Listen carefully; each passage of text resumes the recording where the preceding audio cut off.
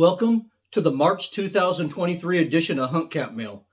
It's been a crazy month of record rainfall where I live, which is a blessing and a curse to us. It's a blessing because we really needed the water badly, and this wet season snapped a brutal 5-year drought that just brought many of the western states to the brink of collapse.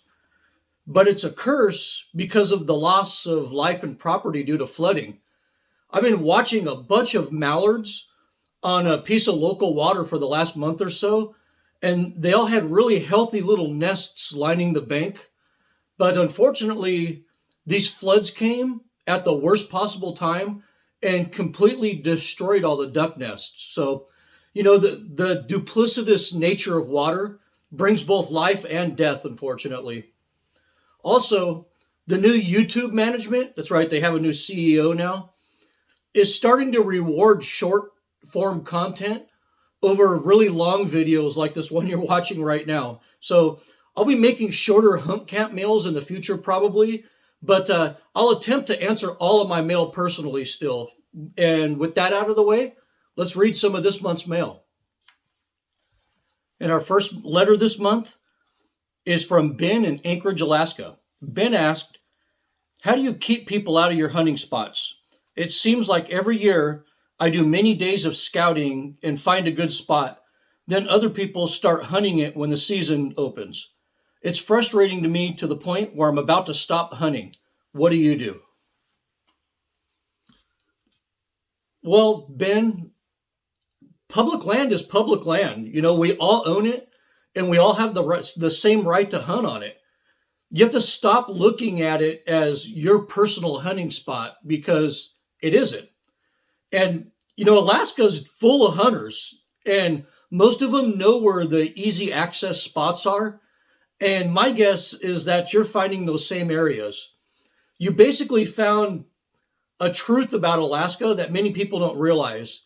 And that's that as big and unpopulated as Alaska is, it's really hard to get away from people there. Even way back in the backcountry, you often run into people all the time in Alaska. I tried to shoot a hunt camp mail in Alaska last year. I don't know if you remember that attempt. And I hiked in deep snow with snowshoes on back into the mountains to set up a spot to film hunt camp mail. And I couldn't even film back there because people would ski by me or loud snow machines would come roaring by. So you have to scout and hunt further away from where you're hunting right now if you want to be successful there. And our next letter is from Charles from Tennessee. Charles wrote, "A conversation with my uncle led me to your channel and my newfound appreciation for the .35 Whelen. So my question is, if you were to build a gun that perfectly suited that caliber with all detriments ignored, what would the barrel twist be? Also, what would the barrel length be?"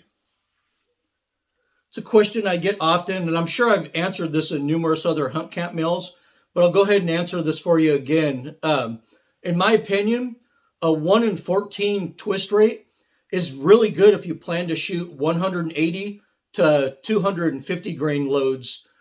And a 1 in 12 twist rate is good if you plan to shoot the 225 to 300 grain bullets. Also, a 22 to 24 inch barrel is perfectly fine for the .35 Whelen. Basically, what's good for the 30-06 is usually pretty good for the .35 Whelen as far as barrel length goes. And our next question is from Arnaud from France. Arnaud wrote, "I discovered your channel 1 year ago and wanted to thank you for the work you're doing. It's like you're not only talking about, I like that you're not only talking about gear, like many other hunting channels, but also about hunting history, culture, and ethics. My question is, what brass do you use to load the rounds that will actually be used for hunting, new or fired?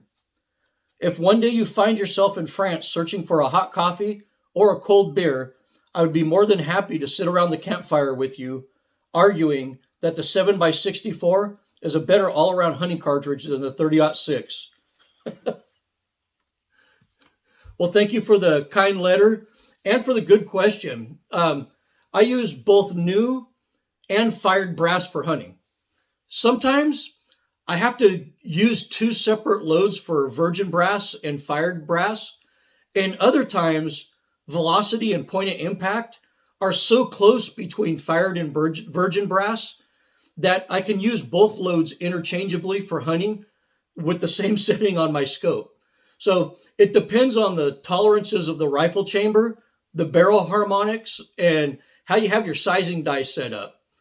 And I'd also love to have a beer with you and debate the 7x64 versus the 30-06. And our next question is from David.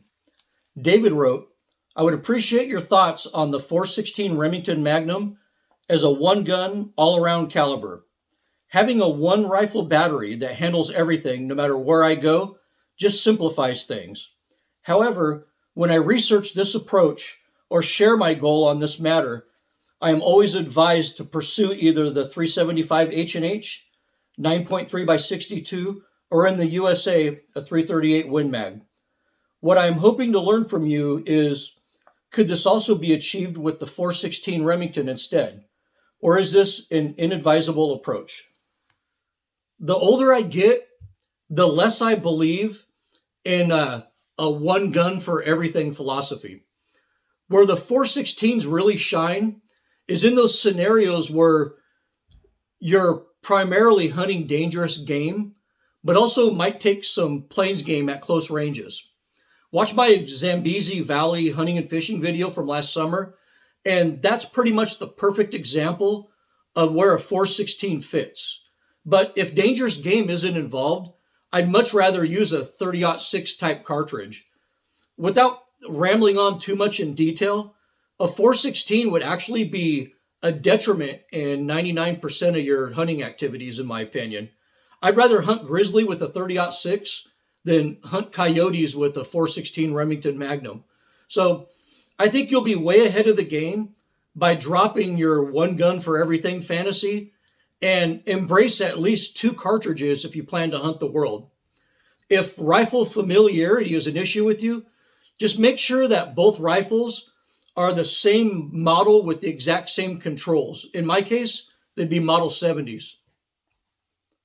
And our next letter is from Roman in Miami, Florida.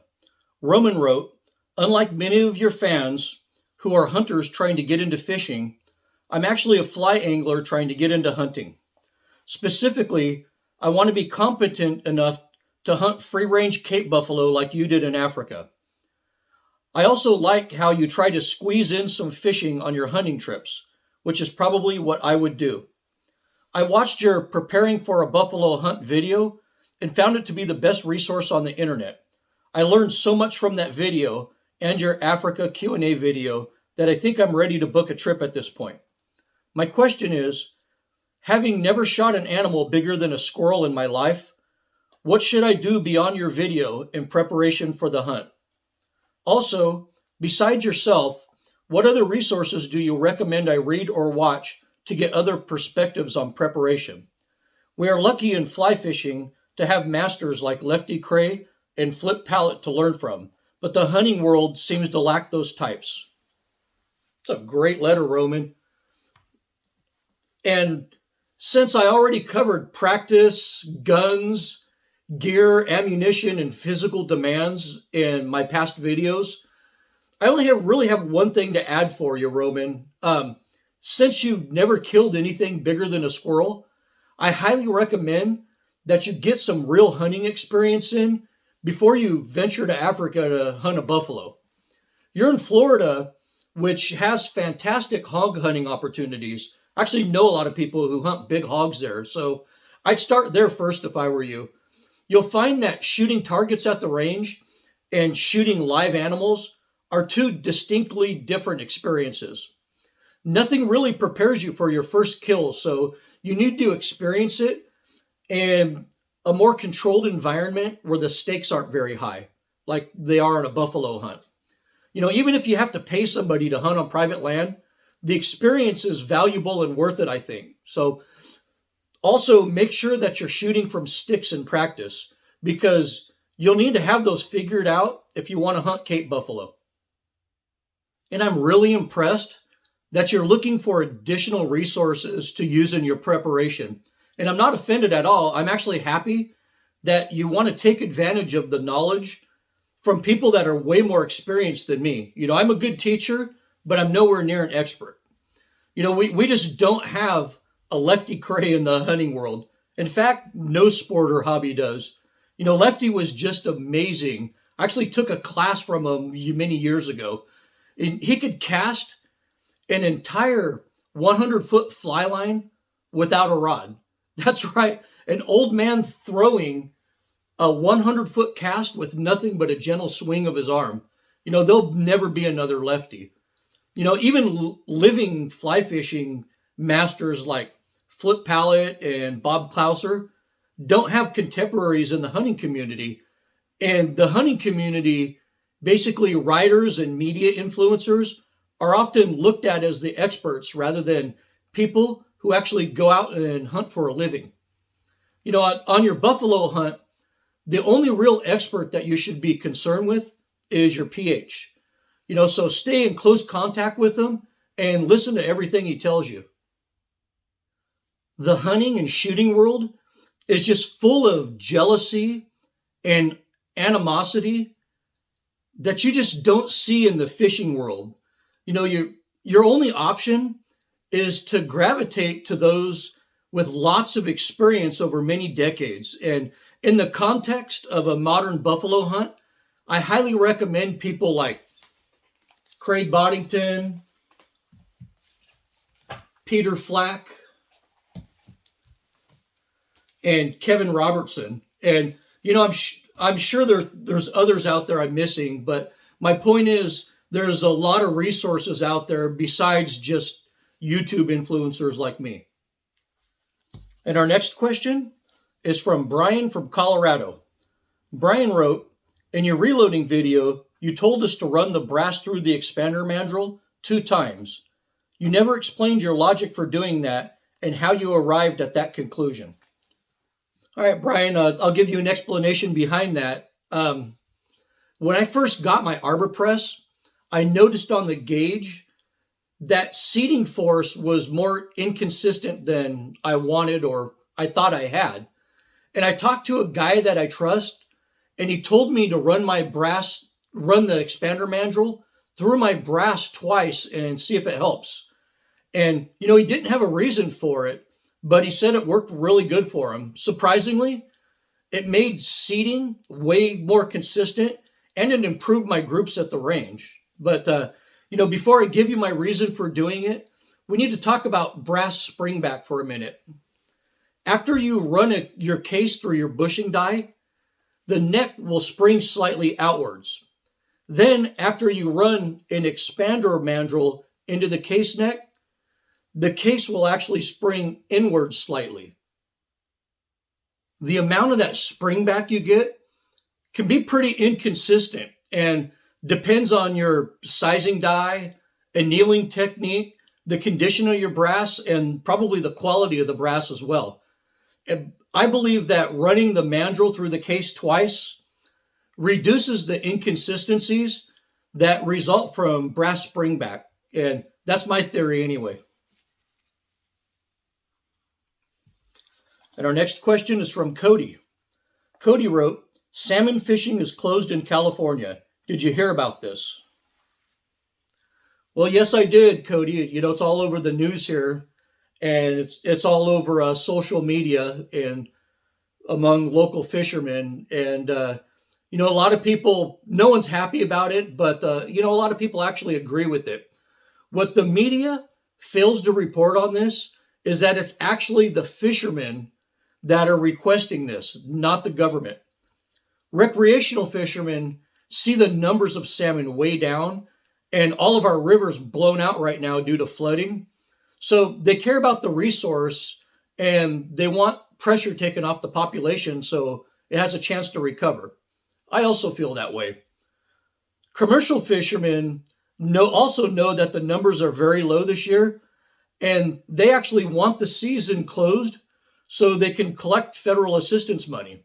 They need that season to be completely closed before they're eligible for disaster money. So there's more to this story than what the media reports. Our next question is from Steve in the Florida Keys. Steve wrote, I've been a guide in the lower Keys for 20 years, and your sunglasses video was spot on. This used to be Costa country, but in the last few years, many guides have switched over to Smith. I love the guide's choice with glass lenses and the green mirror. In the summer, they are on my head for 13 hours every day. The next time you head my way, please give me a call so we can throw some flies. Ooh, that sounds interesting. Well, I did send you an email, Steve. I hope you got it by this time. Florida really was Costa country. You know, Floridians are definitely very proud of products made in their home state. And when you close down shop in Florida and move somewhere else, that loyalty tends to disappear, and Costa's finding that out. And our next question is from Nathan. Nathan didn't say where he was from. He must not watch a lot of Hunt Camp Mail. Nathan wrote, my budget for a scope is in the realm of $1,000, and I'm looking for a quality scope to hunt within 350 yards and recreationally shoot out to 800. So far, I've looked into the VX5 3x15 with CDS turret, a similar VX3, Vortex Viper HST, and Swaro Z3. Do you have any recommendations as to what would be the best glass and quality in this price range? You know, and for people on a budget, a $1,000 scope is pretty much a good place to start. You're doing it right here. Although I will tell you, I would take the Vortex off your list first of all. You know, once Vortex moved their optics manufacturing to China and the Philippines, quality really went downhill, but their prices stayed the same. And I think Vortex is very overrated today. I know, you know, they sponsor a lot of stuff. They give away a lot of stuff. They have a huge media presence, but I just don't think the Vortex is worth the money they charge anymore. The next scope you listed, the VX5 HD, that's a great scope, you know, loaded with features for the price. It has a great warranty, and it's made right here in the USA. The glass is also better quality than the Vortex, in my opinion, than the Vortex Viper is. You'll probably also like the turrets and reticle options better on that VX5 CDS for your recreational shooting as well. You'll probably like those turrets and reticle options better than the other scopes that you listed. And about the Swaro scope you're looking at, I have absolutely nothing bad to say about Swarovski. They're a great optics company. The Swaro Z3 is probably going to have the best glass and the best overall quality out of all of those scopes that you listed. And I believe that the Z3 components are made in Austria, and I think the scope itself is assembled here in the USA, which isn't a bad thing. Swaro no longer has a lifetime warranty, though. I heard a few years ago they dumped their lifetime warranty in favor of a 10-year warranty. So keep that in mind. But Swaro has absolutely great service, and that scope is probably the highest quality, but it will also be the least suited for your recreational long distance shooting requirement. So that's my opinion on all three of those scopes that you listed. And our next question is from Jose in Brazil. My first letter from Brazil. Jose wrote, Brazilians could not own a 357 Magnum or any gun higher than 38 power. But our former president loosened firearm restrictions and we could finally own one. Before that, everyone here made 38 special rounds very hot, and that's what we used. We didn't have access to fancy Smith & Wesson and Colt guns, so we mostly owned Taurus. Taurus quality is just okay, so many of those hot 38 special rounds would blow up guns. These mistakes made the ignorant communist in the government say that guns weren't safe because they blow up when you shoot them. When gun laws were loosed by the former president, gun ownership went very high and crime went way down.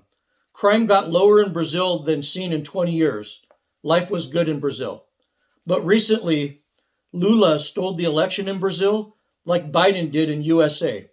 Also, like Biden, Lula is a criminal life politician that launders money for his own family. He spent almost 2 years in jail for corruption. Now, this leftist is destroying everything and is going to take away guns. We had 4 years of freedom and safety, like you did with Trump, and now it's going away, like USA with Biden. In Brazil, we always wanted to own a 357 Magnum, but that dream and our freedom have a short life. Thank you for the video about the gun of my dream, the 357 Magnum. Wow. What a great letter, Jose. I seriously wasn't aware of the current situation in Brazil. I guess America has been getting so bad so fast lately in the last few years that I just really haven't been paying attention to other issues, but maybe I should. Thank you for reminding us that these types of politicians are destroying human rights and prosperity all over the planet. Hopefully these corrupt politicians don't take control of the election process permanently. The right to defend life and property is a very important right. And the story you relayed to us about loading the 38 Special really hot, because that's the most powerful cartridge you can legally own, was very interesting. It was also interesting to find out that Brazilians have basically the same opinion of Taurus revolvers that Americans do. This was my first letter from Brazil, and it was a really good one. Thank you, Jose. Our next question is from Edward in Jackson, Mississippi. Edward wrote, I can't believe Desert Dog actually did a handgun cartridge video. You nailed it and created the best handgun video I've ever seen. I find the 10mm auto guys to be the most annoying people on the internet. They constantly make up impossible velocities to impress people. I'm glad you did a down-to-earth comparison. I think there's more to Mr. Desert Dog than you lead us to believe. Please, please, please do more handgun content. I have an extensive collection of handguns. I carry one all the time. I have lots of experience with handguns. So, I could produce a lot of handgun content if I wanted to, but I try to avoid the type of content that brings out an element of the firearm community that I really just don't care for. These types by names such as basement commandos, mall ninjas, mall rangers, backyard operators, the Magpul Mafia, and tactical toms. I support their rights, but they tend to be the most uninformed and foolhardy element of the firearm community. I do my best to ignore them, even though feeding them content generates a lot of revenue. I'm really happy with the informed and classy subscriber base that I'm currently attracting to my channel. Basically, when these backyard commandos, who live in their mom's basement and play Call of Duty all day, start coming to my channel and just spouting off a bunch of nonsensical crap, I kind of just lose interest in even going through the comments of it anymore. And, I just don't like doing that type of content. And that's why I stay away from handguns, CCW, body armor, tactics, and defensive long gun content on purpose. Even though I'm very versed in these subjects and I encourage other people to study them, I'll leave those subjects for other YouTube channels and I'll stay right here in my lane. I actually started a handgun review video last year and I ended up shelving it. So maybe I'll go ahead and finish that this year. I'll have to think about that. And our next question is from favorite of the channel, Frankie in Florida. Frankie wrote, as you probably heard, Browning announced at the 2023 SHOT Show it was going to increase the twist rate of several traditional cartridges. This was to include the 270 Win, 300 Win Mag, and 7mm Rem Mag. Supposedly, these are all getting 1 in 8 twist and longer magazines and throats to accommodate higher BC bullets. I assume Winchester might follow suit and I heard Remington also has similar plans. Personally, I think this might cause people to think twice before switching over to Hornady's PRC cartridges. I have a factory twist rate 270 Win from Steyr in 1 and 8 twist, and there's no way I'd ever even consider a 6.5 PRC. I have a better selection of brass and bullets with the 270 Winchester. Why go to a 7mm PRC if the 7mm Rem Mag can now handle the heavier bullets, and you have the option of more brass and much cheaper ammo? Does this breathe new life into some old classics, or does it just muddy the waters? It's a great letter, Frankie. Remember a few years ago when Ruger made the American Go Wild rifle, chambered in 7mm 08 with a 1 and 8 twist barrel? Even though those were pretty crappy rifles from a quality standpoint, they sold like crazy because of that awesome twist rate. So better twist rates are a great move in my opinion, and would definitely make many of these new whiz-bang cartridges obsolete. I mean, many of them are damn near obsolete already. I think Browning and Winchester learned a lesson from the whole 6.8 Western experiment. In addition to those older classic cartridges that you mentioned, Frankie, I'd love to see better twist rates for the WSM cartridges, or cartridges like the 7mm 08 and the 270 Winchester. Can you imagine how awesome faster twist rates and a slightly longer throat would make? The quarter bores. Can you imagine 135 grain bullets in a 257 Weatherby? That would be awesome. So yeah, I think it would be a great move by Browning and Winchester to change the twist rates on these classic cartridges, but it would probably be a huge blow to Hornady. For decades, the ammo companies have been controlling what the rifle companies do. So hopefully the twist rate thing changes that. And our next letter is from Joshua.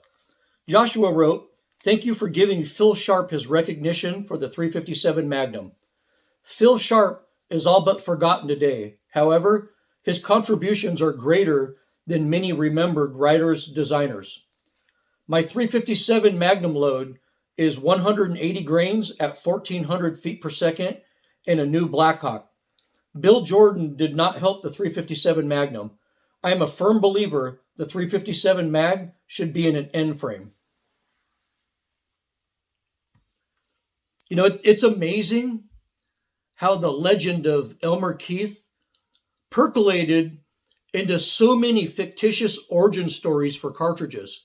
Giving Keith credit for the 357 Magnum, the 35 Whelen, and the 338 Win Mag is a travesty because it detracts from some of the greatest gunsmiths in history, like James Howe and Philip Sharpe. And I 100% agree with you on using a big frame revolver for 357 Magnum.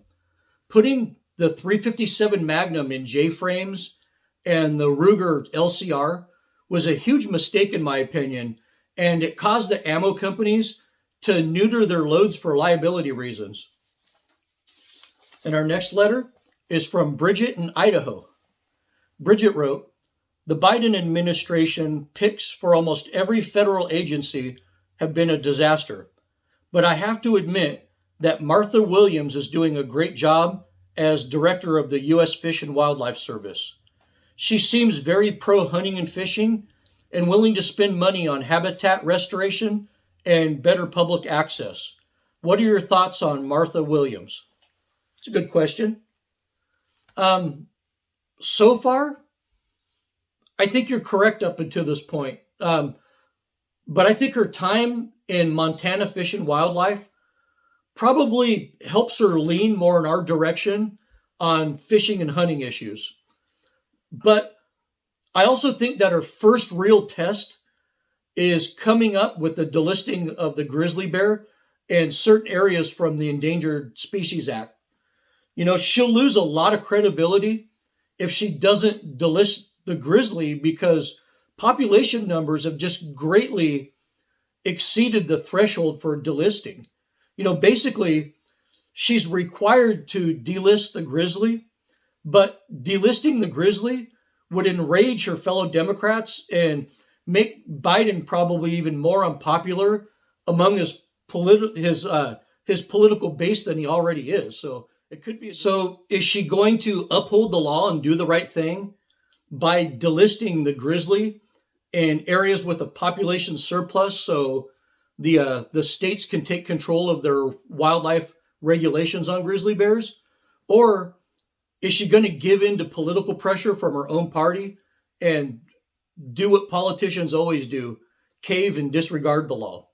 You know, if she makes delisting an animal off the endangered species list a moving target, she basically destroys the credibility of the entire Endangered Species Act, which is already losing a lot of credibility. Generally, though, I think Fish and Wildlife is doing a good job putting funds into habitat restoration and public access, except for one place, and that's Midway Atoll. Midway Atoll is the most beautiful and ecologically bountiful national wildlife refuge in this entire country.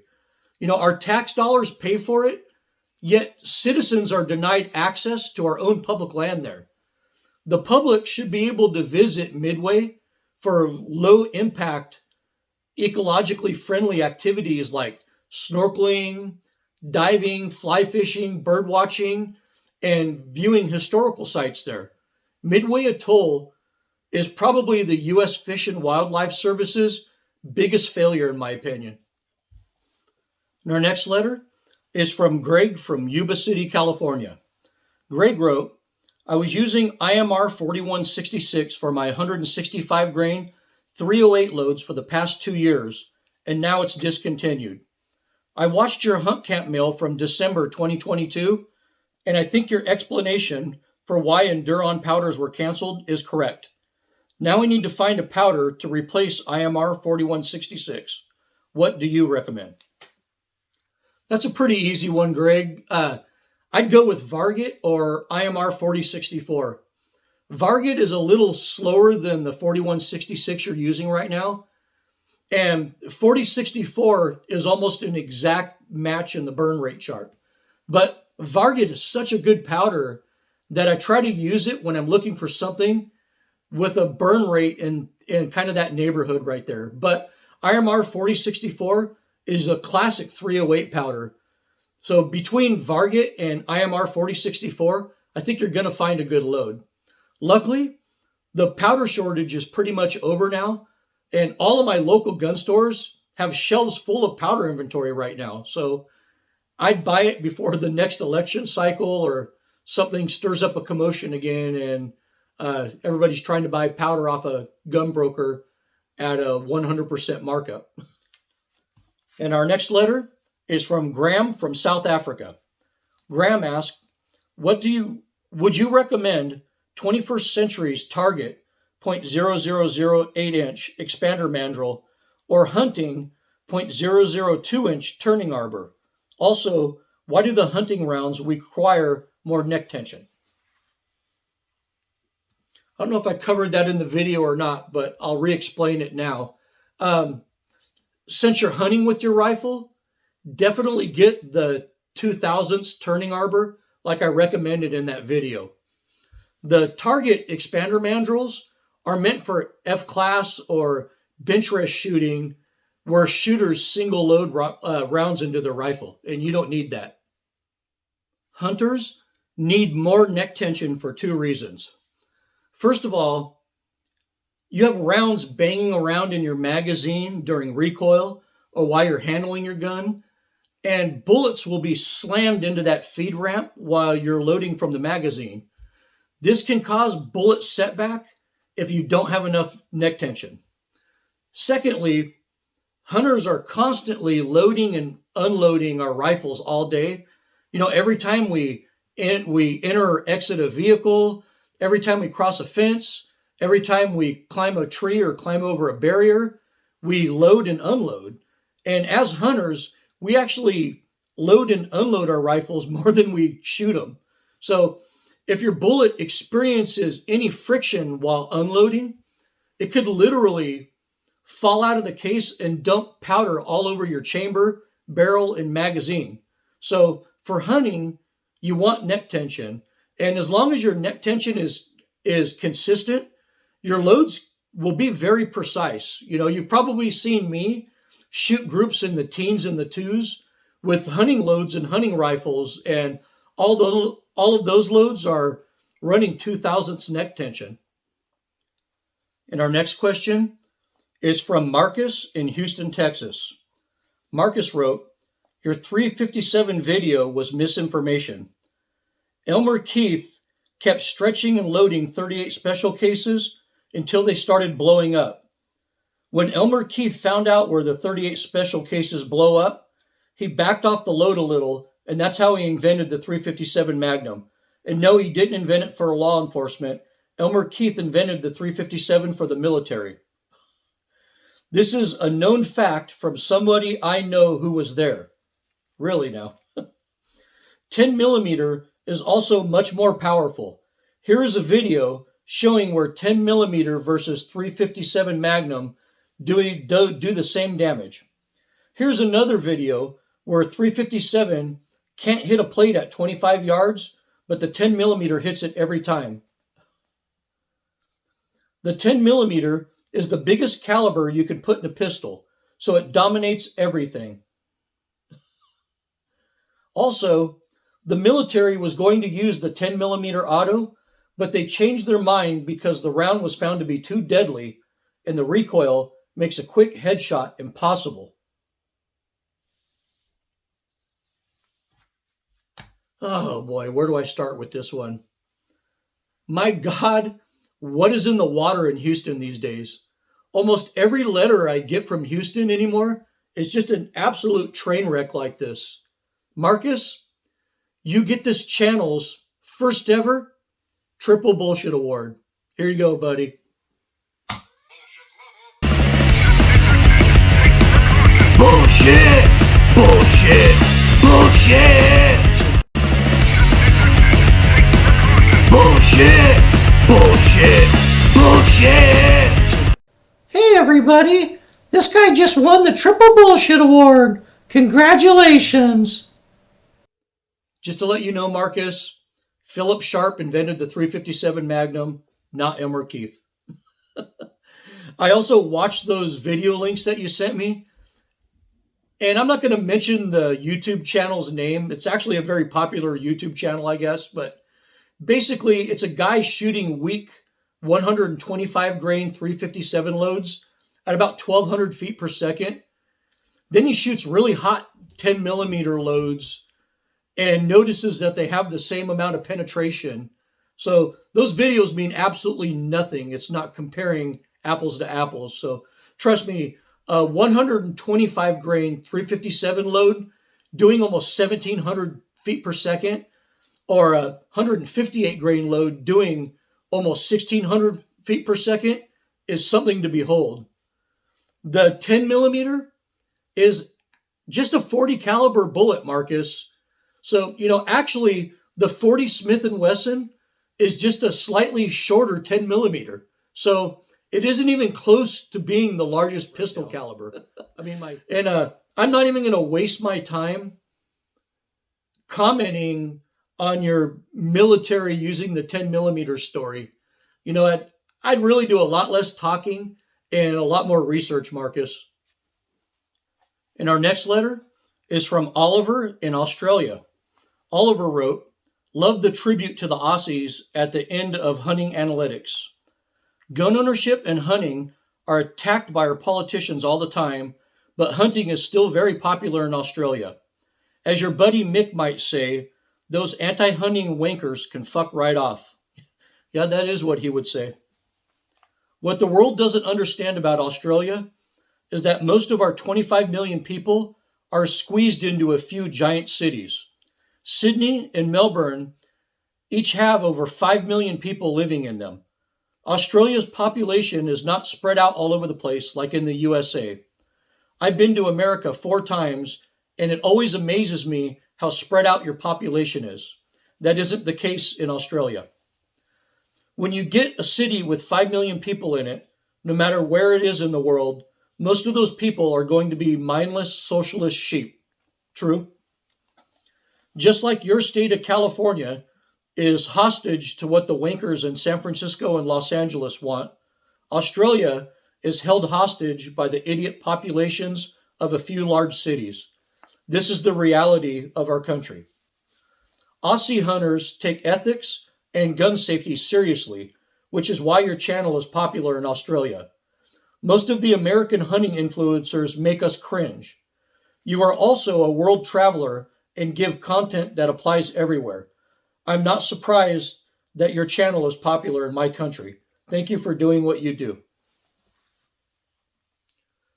Well, thank you for the great letter, Oliver, and for educating me on the political dynamics of Australia as it relates to population density. What you said makes perfect sense to me, and your California analogy really highlighted the stark reality of living under a system where city dwellers use politics to force their ideology on an entire country. You know, regardless of politics, I just love Aussies for their great sense of humor, their lack of political correctness, and their overall love for life. Now that everyone is done overreacting to the whole COVID pandemic, perhaps another trip to Australia is in my future. And our next letter is from Tristan. Tristan wrote, I'm a big fan of your channel and I loved your feature-length video from Africa. I enjoy fishing and hunting, but fishing is definitely more fun in my opinion. My question is, would you recommend taking a pure fishing safari to Africa rather than a hunting and fishing safari? Also, have you ever gone fishing in Australia? I hear they have great fishing over there. Well, welcome to my channel, Tristan. And if you're going to fly all the way to Africa to fish, then you might as well hunt too. I mean, you flew all the way there, so why not bag a trophy while you're there? But if I did do a pure fishing trip to Africa, and that's all I did, I'd basically fish coastal Sudan or Mozambique and use those locations as jumping off points to fish the Maldives or the Seychelles. But I have fished Australia, both the Coral Sea and the inland rivers for barramundi. But my next fishing trip to Australia will definitely be to the Exmouth area. That's an area I've always wanted to explore with a fly rod and light spinning tackle. The combination of coral reefs, sand flats, mangrove estuaries, and blue water make it a very interesting place for an angler that wants a lot of diversity. And our last question for the month of March is from Pat in San Diego, California. Pat wrote, cut rifled barrels versus button rifled barrels. Which do you prefer and why? You didn't mention hammer forged barrels, so I assume you're looking for a custom precision or competition rifle barrel. Many custom barrel makers out there have cut rifling because it's easier to produce consistency and precision without overworking the barrel and needing to do stress relieving on it. It's also possible to do custom twist rates and rifling with the cut rifling process. Most mass-produced factory guns have button rifled barrels because it's a fast and economically practical process, but the metal gets worked and a good stress relieving process is necessary to ensure that the entire barrel has uniform hardness on it. There's also a lot of custom barrel makers out there that do button rifling as well. So done right, both methods make extremely precise barrels, and both types of barrels have many, many world records. So I can't say one is better than the other. After hand lapping, both barrels require little to no break-in, and the barrels will be very easy to clean. So I just pick a reputable, high-quality barrel manufacturer and not worry about the whole cut versus button rifled thing. Well, that wraps up this month's Hunt Camp Mail. Here's some memes for the month of March.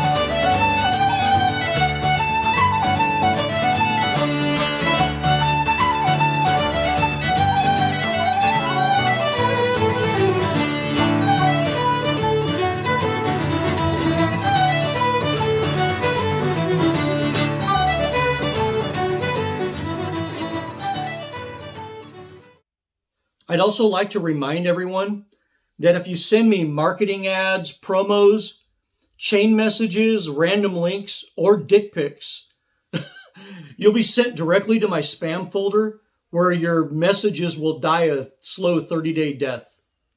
Yeah, I'm not going to leave that behind. You heard that right. Someone was kind enough to send me a picture of a huge dong. If that's a real picture, congratulations, man. You were blessed with a third leg. But if I may, I'd like to give you a little suggestion. Groom that area, man. You look like a coyote with mange. I also want to share with you a score I made at a local antique shop where I went during the weekend with my wife. Actually found a Puma White hunter there in extremely good condition for dirt cheap. And I really don't think they knew what they had on their shelves with this knife, but I'm ecstatic to add this old knife to my collection. So I scored another Puma White hunter. I also did a short video this month about my channel analytics. So here's an analytic I have for you. 85% of the people who watch my content regularly haven't even subscribed to my channel. You know, I don't want you to send me money and I definitely don't want you to pay for my content. I want you to spend your money hunting, fishing, or paying your bills, but you can support my channel by hitting that subscribe button. It's free and it keeps my channel relevant enough for me to keep producing content. Well, you could follow my adventures by hitting me on my Insta at Desert Dog Hunting. You can email me with any questions or comments at desertdogoutdoors@gmail.com. Well, thank you for watching, and as always, good hunting.